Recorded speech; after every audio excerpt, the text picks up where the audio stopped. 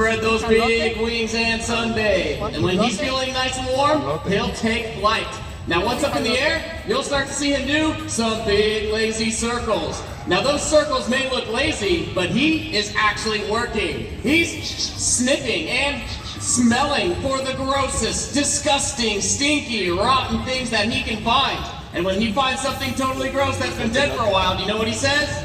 Yummy, lunchtime, and he'll fly on down to make a meal out of it. That's because vultures eat dead stuff.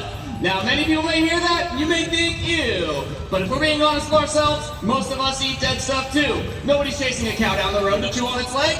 The only difference is that vultures eat meat that has so much bacteria and germs in it that it would otherwise make us sick to our stomachs. And because he's sticking his head into that rotting meat, he's got that bald head so none of it will get stuck to his feathers.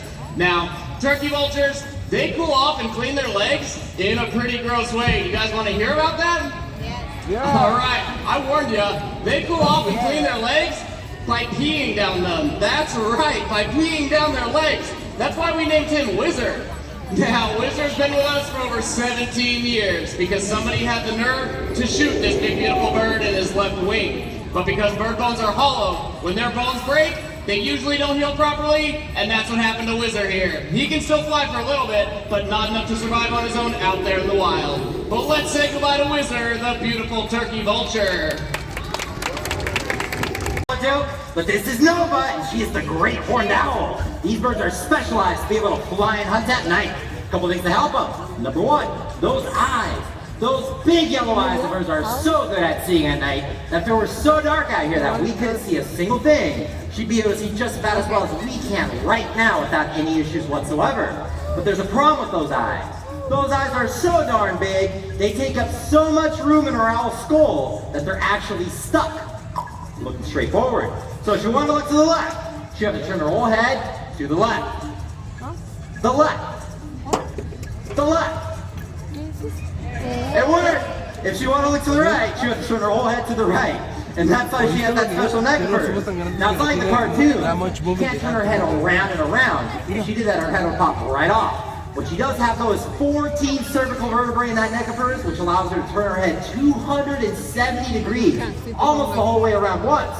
Not only that, she has specialized feathers on those wings of hers called comb feathers. And those comb feathers break up the wind, granting her the gift of silent flight.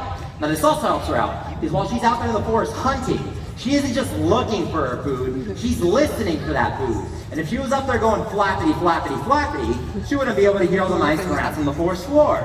Now that also helps her out though, because those mice and rats, they can't hear her coming. She'll swoop right on down and grab her prey. A bird East Coast animal, but they became widespread around the United States when the railroads were being built. Believe it or not, they were brought state to state to be used as a food source.